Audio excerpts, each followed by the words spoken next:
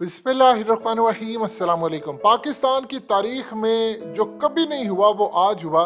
Finally अब रावलपिंडी की जानिब से यानी कोर्ट की जानिब से परवेज़ खान जज मजिस्ट्रेट ने फैसला सुना दिया है एंकर इमरान रियाज का।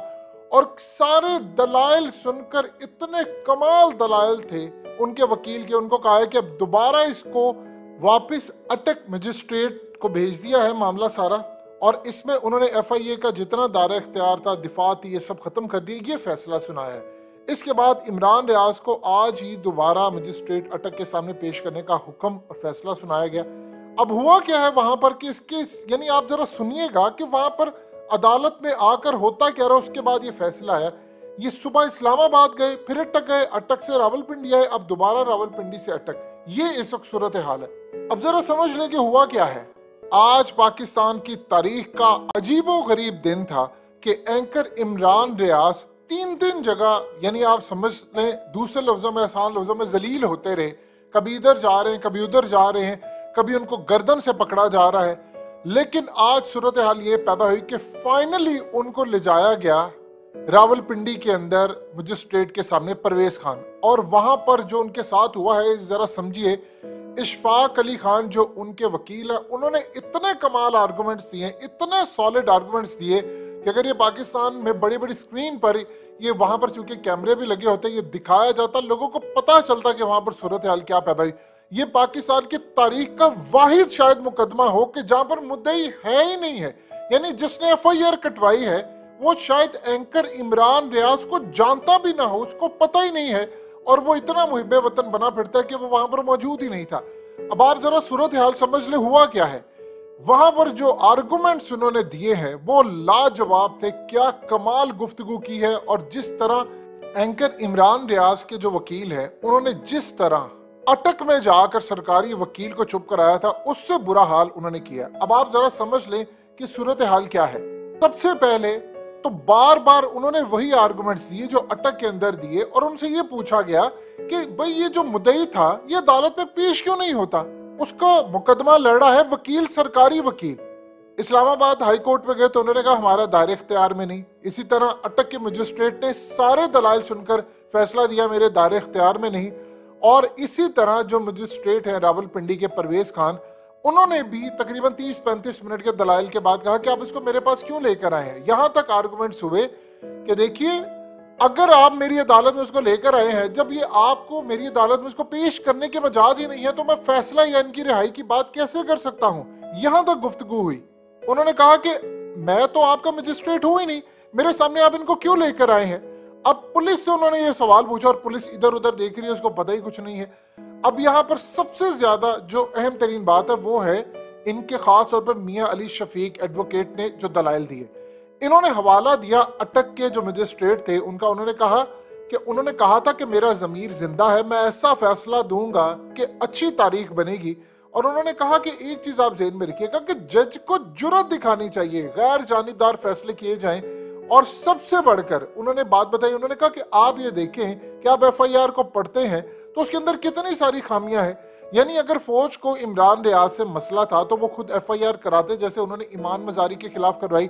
जब मुद्दई जो है जिसने FIR कटवाई है, ना वो फौज का तर्जुमान है, ना वो इदारों का तर्जुमान है, तो वो FIR क्यों दर्ज करवा सकता है।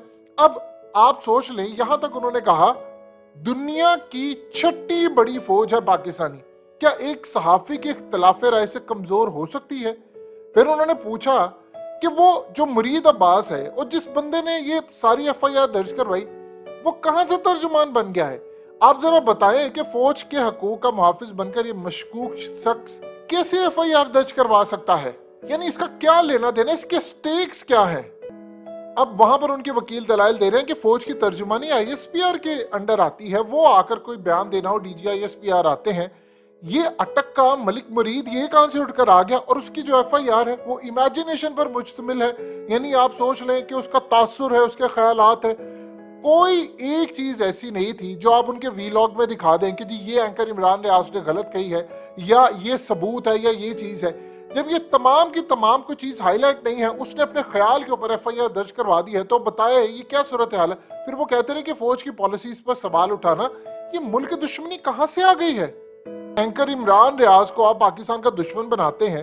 फिर उन्होंने कहा कि एंकर इमरान रियाज ऑलरेडी आज कह कर आए हैं मजिस्ट्रेट के सामने कि देखिए मैं पाकिस्तान की मुखालफत का कैसे सोच सकता हूँ, मैं हल्फन कहता हूँ कि मैं पाकिस्तान से कभी बेवफाई नहीं कर सकता, पाकिस्तान के खिलाफ कभी नहीं कर सकता।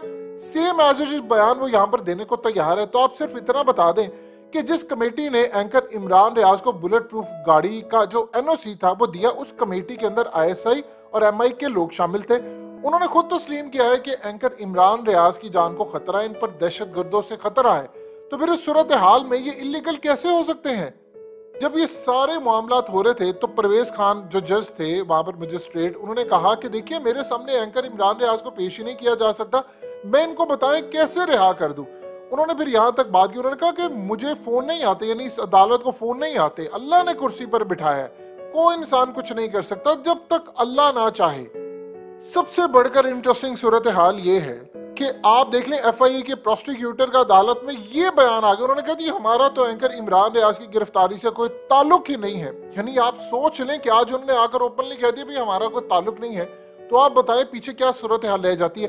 बार बार एक सवाल उठाया जा रहा है और एक ही सवाल उठाया जा रहा है, और वो उनके जो वकील है वो बार बार कहते रहे मैंने आज एंकर इमरान रियाज की हथकड़ी खुलवानी है। अब सोचिए एंकर इमरान रियाज वहां पर क्या कह रहे हैं, वो कहते हैं कि मुझे अगर 10 साल भी आपने जेल में रखा तो मैंने आकर वही काम करना है, सिलसिला वहीं से शुरू करना है, मैंने जहां से टूटा था। मुझे आप 10 साल भी जेल में रख ले, लेकिन आकर मैंने वही बात कहनी, वहीं से शुरू करूंगा जहां से मैं बाइट छोड़कर गया था, मैं उसके अलावा कोई काम नहीं कर सकता। उनके भाई ने इवन के यहाँ तक कहा कि जो वीडियो थी उनकी वो मेरे पास महफूज है, जब मुझे इशारा मिलेगा तो वो वीडियो रिलीज कर दूंगा। पहले उन्होंने कहा था कि 5 घंटे के बाद वीडियो रिलीज होगी। जाहिर सी बात है रिकंसिलिएशन का या मुफाहमत और बहुत सारी जो चीजें होती है उनके मैसेजेस भी चलते रहते हैं, गर्दिश करते हैं कि अभी आपने नहीं करना, सूरत हाल का जायजा लिया जा रहा है। यानी अब आप अंदाजा कर लें कि FIA ने ओपनली कह दिया है कि भाई हमारा कोई ताल्लुक नहीं है इनकी गिरफ्तारी से। फिर उसके बाद पहले उनको इस्लामाबाद लेकर के वो कह रहे नहीं हमारे दायरे इख्तियार में नहीं है, फिर यहाँ पर लेकर के भी हमारे दायरे इख्तियार में नहीं है, अब रावलपिंडी के अंदर वो कह रहे हैं। तो बताएं वो एंकर इमरान रियाज किस जगह पर जाए?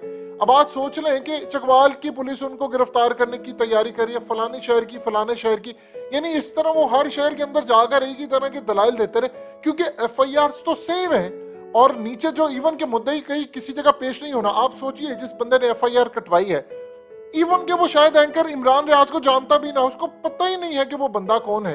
अब वो अगर सामने आता है और वकील उससे कोई सवाल पूछ लेता है तो वो तो आए बाएं शाएं करता रहे, बबलिंग करता रहे, उसको समझ ही ना आए। क्योंकि आप उसकी अगर ज़ाहरी हालत देखेंगे तो शायद वो बंदा, यानी ये जितने लोग आते हैं उनमें आपको ऐसे ज्यादातर नजर आएंगे जो शायद अपना नाम भी ना लिख सकते हो। तो ऐसे लोगों को पता ही नहीं है एंकर इमरान रियाज। उनसे पूछा जाए कि आप सिर्फ इतना बताओ आपको कौन सी बात एंकर इमरान रियाज की बुरी लगी थी, वो चुप करके खड़े रहेंगे, उनको पता ही नहीं है। ये ऐसे ही होता है जैसे जलसे में आप बंदे लेकर आते हैं तो आप उनसे पूछते हैं नून लीग के जलसों में क्या बताएं आप किस मकसद के लिए आए, तो वो कहते हैं जी सन तो पता ही नहीं, ऐसी तो पैसे देकर आए हैं। या सिंध के अंदर वो कहते हैं जी हमें तो पता ही नहीं। यानी ये देखिए इस तरह की जो सूरत हाल होती है, आप उस पर क्या कहेंगे। वो पंजाब के अंदर जब जलसा होता है वो बेचारे गरीब से आकर पंजाबी में कह रहे होते हैं हमें तो पता ही नहीं है कुछ, हम क्या करें फलाना करें। ये असल में इस वक्त जो सूरत हाल पैदा हुई है ये अजीबो गरीब सूरत हाल है।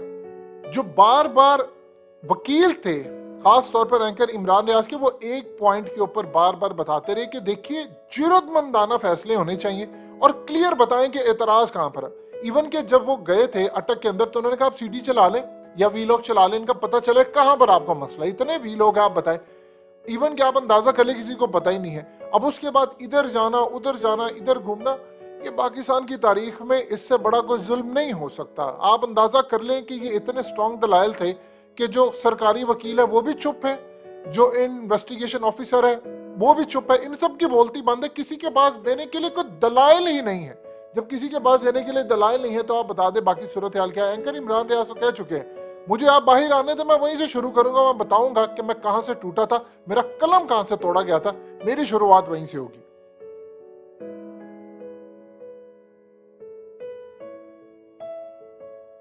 हकीकत टीवी को सब्सक्राइब करना मत भूलें, वीडियो को लाइक करें, शेयर करें और कमेंट सेक्शन में अपनी राय का इजहार जरूर करें।